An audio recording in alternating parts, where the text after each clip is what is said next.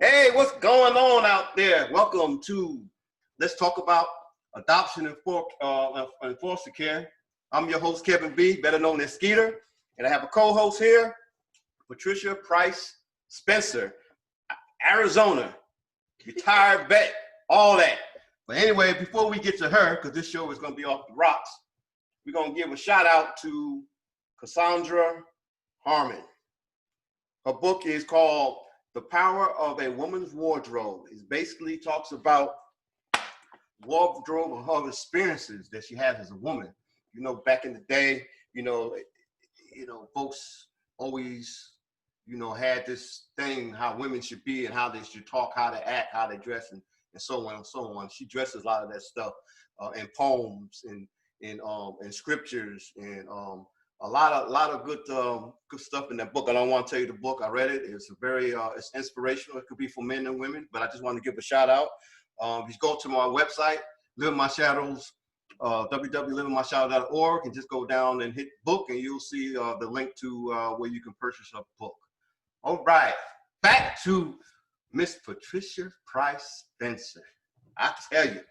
Hey, bro. Going on. I'm telling everybody this. You know what? I'm ready. I'm ready. I know. I got my water too. I'm gonna hear this. I gotta hear this again. I know you didn't tell me everything, but I want everyone to know that this is going to be a two-part series.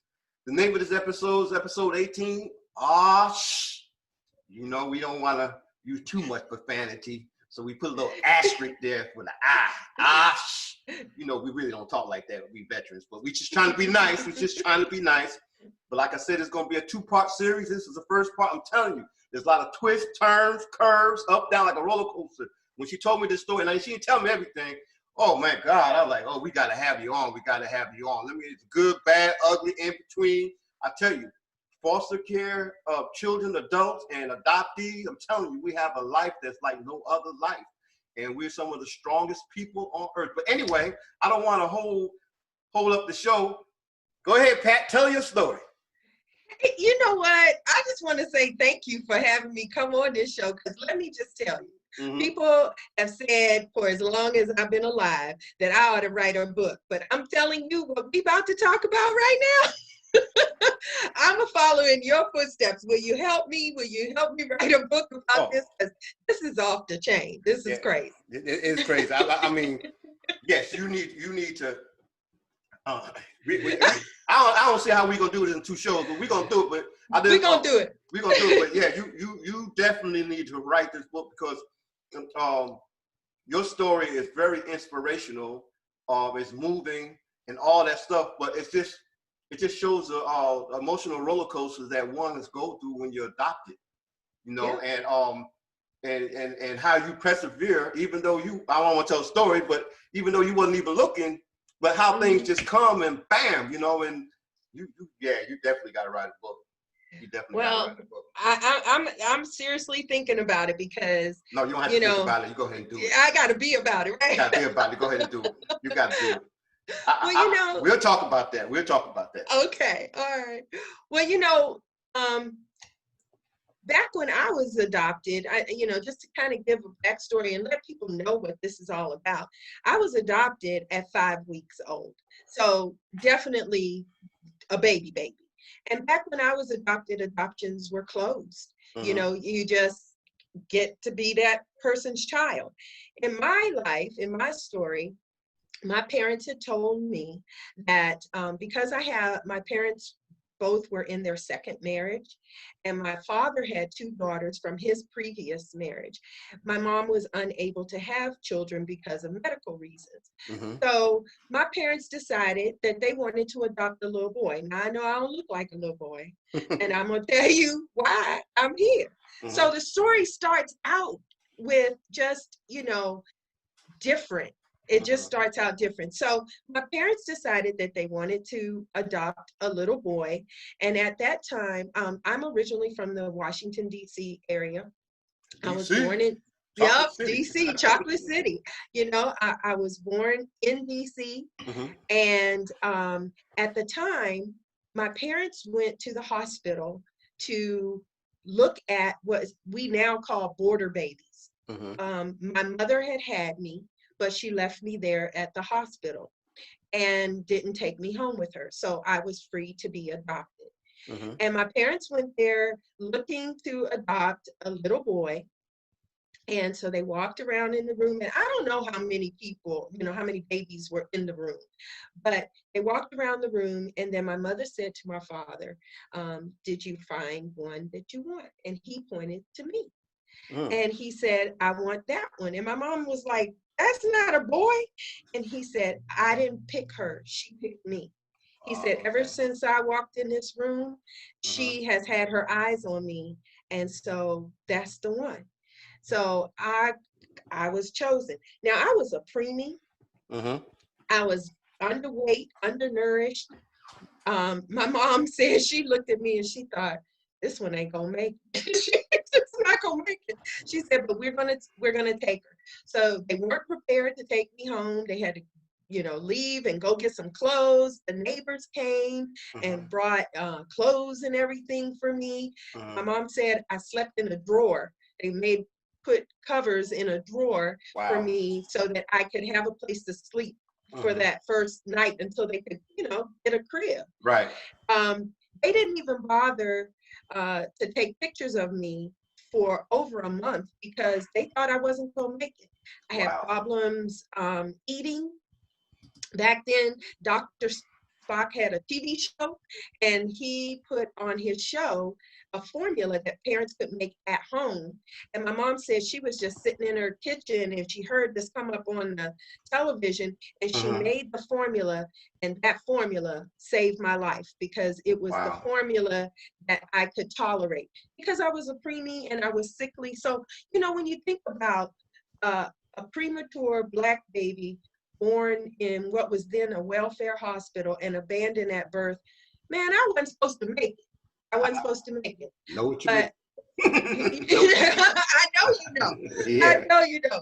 So, I just feel really blessed at the fact that I chose the parents I chose. And I kind of feel like that's the way life is. None of us get to choose who our parents are. I don't know a human that said, though, that's the person that's going to be my parent. So I kind of feel blessed to have selected my father since I was just eyeballing him when he was walking through the nursery. So they took me home. Obviously, I survived. And I didn't even know until I was 12 years old that I was adopted. When I turned 12 years old, I came home from school. I'll never forget.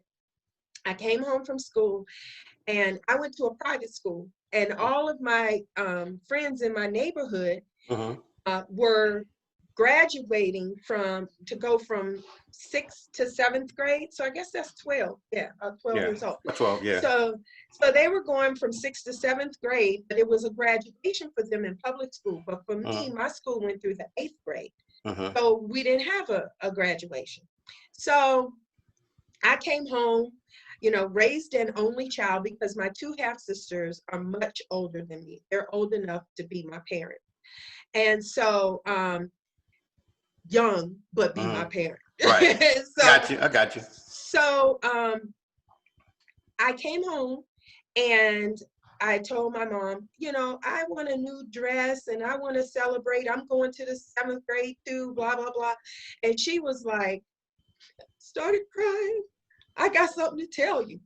And she just blurted it out. She said, when we got you, we knew that there would be times like these. And I was like, got me? Like, I thought she picked me up out the garbage. Yeah, right. Slow down, hold on a minute, got me? Like, the stork didn't really deliver me. Right. And so she says, no. And my father's crying, which he's a big, strong man, never cried. He's crying, she's crying, and she goes on to explain to me that they got me from the hospital in the story I just told you. And I said, but why are you crying? Are you sorry you got me? That's funny. You saying about this? Right. And I'll never forget because it was a Thursday night, and Thursday night was garbage night, and my chore was to take all the garbage out. So I said, I'm gonna go take the garbage out because I don't want y'all to be mad at me because they were crying. Yeah. But I never felt, I'm thankful for the fact that I never felt like the beginnings, the origins of my birth were a bad thing. I was thankful when they explained the circumstances to me. So, but then, just like any kid, you start getting into your teen years, you start feeling yourself a little bit, think you know everything. So I'll never forget, 14 years old, my mom tells me to do something. I don't remember what she told me to do, but I remember what I said. I said, you can't tell me what to do. You ain't even my mother. And she just started crying. I was like, oh, I got her now. You don't empower, a teenager. Teenager, yeah. A teenager with some information. Right? Right. And so then a few weeks later, something else came up and I thought, I could try that again. That move worked the last time, go clean your room or whatever. You can't tell me what to do. You ain't my mama. So something changed the second time. I said, you ain't my mama. And she said, I brought you in this world, I'll take you out.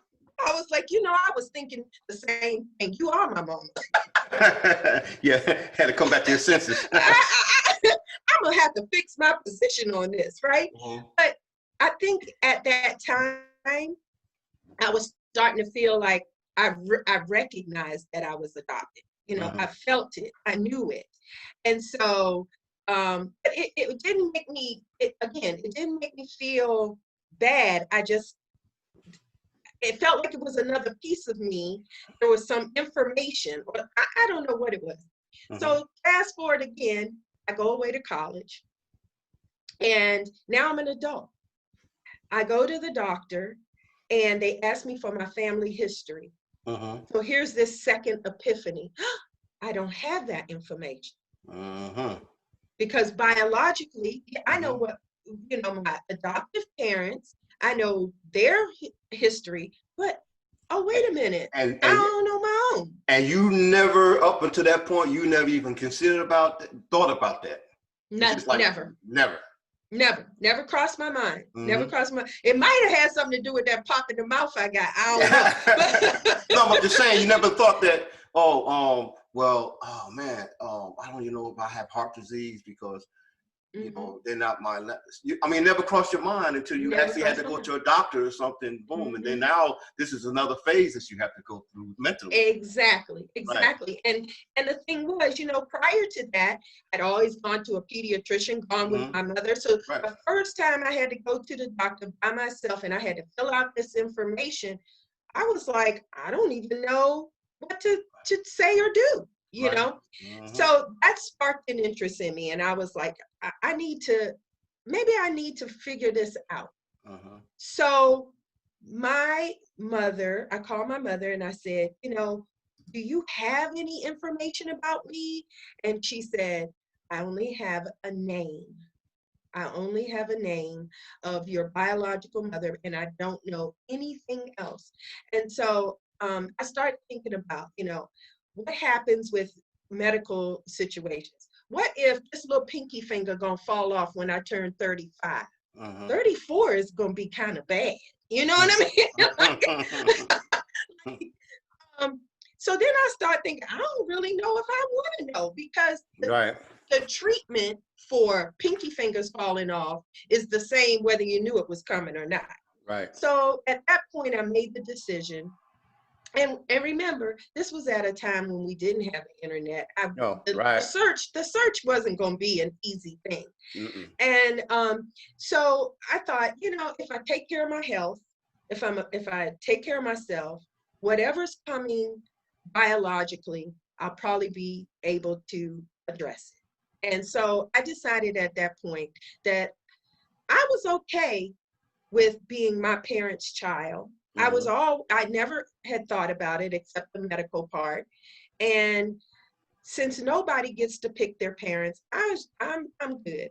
But I also made a promise to myself, Kevin, that if my biological family ever sought me out, Mm-hmm. then I would go ahead and receive them. I just was choosing not to go look for them. Right. Okay. Mm-hmm. So I wasn't against the idea of getting to know my biological family. I just had made the decision for me that I'm going to write on these medical papers unknown due to being an adoptee, and then I'm going to take care of myself. And then if my family shows up, that's cool. That's all good. That's what we're going to deal with. So now let's fast forward real far. Here we go. Here we go. Here we Then, go. over the years, I never looked. Over Mm-hmm. the years, I stayed true to what I said. I never looked. Mm-hmm. And in 1996, my dad passed away. Mm-hmm. My adoptive father passed away, and a close family friend, the parent of one of my closest friends, told me that she knew who my biological parents were. Mm-hmm. And I said, oh, that's nice. It didn't just boom. You already had in your Okay, mind that. right. You know, I'm way grown now. I'm Yeah. grown with kids of my own, Mm-hmm. and you know, and I'm like sticking to what I had said. Basically, if they show up, fine, but I'm not going to go looking for anyone. So, just about 2 months ago, that same friend Mm-hmm. whose mother had told me that, she and I reconnected. She came to visit me, and she says, my mom told me, you know, who your biological parents are. And I said, okay. Again. Still, again, right. Yeah, you know, because I was comfortable in my own space, in my own skin, in my own decision, right? Mm-hmm. Well, we just kept talking, you know, about it. And she was telling me, you know, reminding me that, you know, if I wanted to know, she would be willing to tell me and do whatever she needed to do to make this work out, you know, for me, to assist me. My mother, my adoptive mother, has passed on as well since 96 was when my father passed away, and my mother passed away in 2016. Mm-hmm. So here I am at this time and space in my life, feeling like and accepting Right. that I was born and I will leave this earth as a singular person. Mm-hmm. No siblings, no family to speak of. My parents are gone. And that's just the way it's going to be. Accept that. So I've tried to live my life creating my own legacy, if you will. Not intentionally, but so when I leave, people who at least knew me will say she was a good person. Right. You know, but that it will begin and end right here, me. So my friend is telling me that she knows who my biological parents are. And I'm like, yeah, whatever. Well, you want to know? No, I'm not interested. Well, you know, I don't have a problem telling you if you want to know. I'm like, so finally I'm like, okay, just tell me then. So she gets emotional, like she starts crying. I'm like, well, why is it every time somebody want to tell me about me, they want to cry? First my parents cried, now she want to cry. So I was like, okay, you know what? Just tell me. So I said, look, I'm going to turn my head. I'm not going to look at you. And you go ahead and you tell me. And really, Kevin, in my mind, I was like, it ain't going to make a difference one way or the other. Right. Until the reveal happened.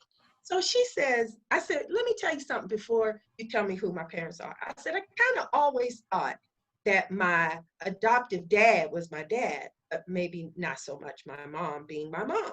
Mm-hmm. So I go ahead and I turn my head. She says, with the tears coming down, you're right. Your father is your father. Like me and my dad was like this. So I was like, Yeah, right. I'm a daddy's girl and I know it. Know it now. She said, and then she said, and your mother is your sister. Wait, say that again. She said, and your mother. And your mother is your sister. Is your sister. Jesus. Yeah, it took me. Okay, that was one of the things like the Matrix, like you kind of go, what? So remember, I told you, my father has 2 biological daughters. Right. Before they went to the hospital looking for the little boy that turned out to be me. So yeah, she was revealing to me that there was an incestuous relationship. Wow. I said, well, at least I'm not handicapped or disabled. Right. Yeah, political correctness there. Right? Yeah. You know, what? Yeah. Wow. Back in the day, we used to hear that, you know, if you did that, the kid's going to be. Yeah, well, you heard that. In the Bible, it tells you that. Right. Yeah. And I was like, okay. Wow. That's a head full. That's a lot. And so then what do I do now? Well, we'll see. Because I am not going to tell you what happened after that. You see, I told you out there, podcast land, that this was some stuff there. Y'all got to tune in for episode number 19. Yes, because this is part 2. Right. Yeah, part 2. Wow, that is a heck of a story. Crazy. It blew my hair back for real. It blew my hair back, and I didn't know what I had to digest that. I didn't know where I was going to go from there. Wow. Well, you know, I really appreciate you coming on this show, this podcast, to tell that story. I don't know all of it. I heard some of it, but you know, even the parts that I heard and hearing it again, it's just like,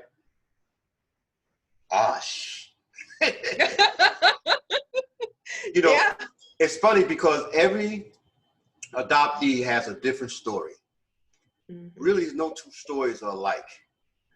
And it's something, how we handle it, how we handle the process, how we grow up, how you view things differently from how I view. See, I was looking, nah, listen, she ain't getting away with this. I'm going to find her.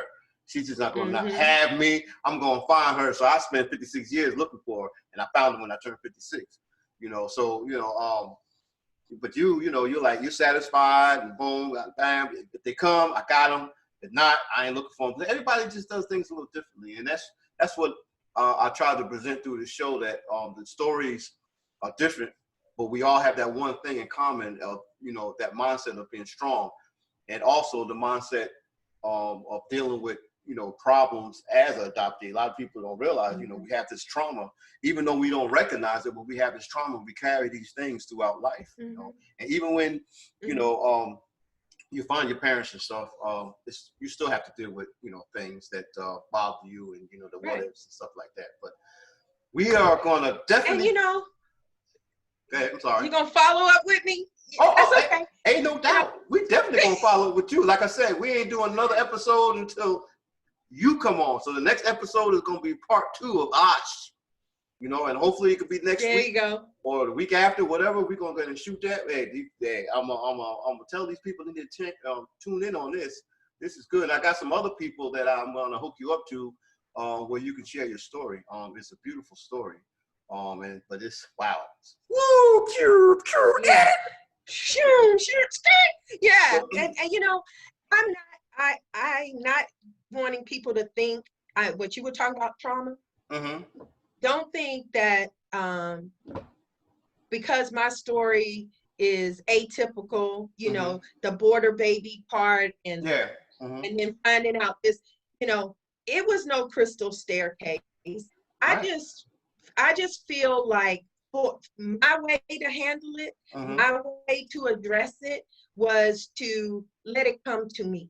Right. Let the story unfold, kind of like what we're doing right now. Let the story unfold, because for that brief period in time when I was thinking, oh, I need to go look for my biological family for medical reasons, I also felt that anxiety that, you know, people feel when they start that journey. I never questioned who I was. I'm thankful for my adoptive parents for being just creating me whole, you know, building me up in a way that made me feel confident in the relationship. But at the same time, don't think I didn't go through the same kinds of questions that adoptees do. It's just that I had to pick, I just had to pick the way that best worked for me to handle it. Yep, you know and what I'm saying? that's the whole thing. That's what people have to do. That's what people do. Like, you know, everybody got a different story, and everybody handles trauma or whatever questions differently. You know, and that's what makes us unique and how we're able to get to where we're at. You know, and like you know, I joined the military. The military had a lot to help. I mean, it gave me confidence. It gave me all kinds of different avenues to vent and stuff like that. And I'll tell you, you know, I'm happy the way things came out. You know, I might not be the person I am now if I didn't go through some of the things. But that doesn't mean that I wish I didn't go through some of the things. But in reality, you know, the compass was for me to go a certain way, and it is what it is. You know? Exactly. And so that's what I'm glad that we're able to do this show this week. Is Veterans Day was yesterday? Or the day before yesterday, and Wednesday, right? Yeah. Well, it's Veteran Day every day, actually, but every day. That's right. But you know that November 11th, and so this was perfect timing. Not only that, it's National Adoption Awareness Month, so we got all this wrapped up in one. You're it. So you get to have two shows doing NAAM. But we're gonna wrap this up. We thank you, Patricia, for coming on the show. We're definitely gonna have you for episode 19. Part 2, and we're out there in podcast land. All my viewers, we just wanted to let everyone know that, you know, you can do anything you want to do, be anything you want to be, because we adoptees are strong. Until the next episode, we'll holler at you later. Peace, stay strong, do the right thing when it comes to this pandemic. Later.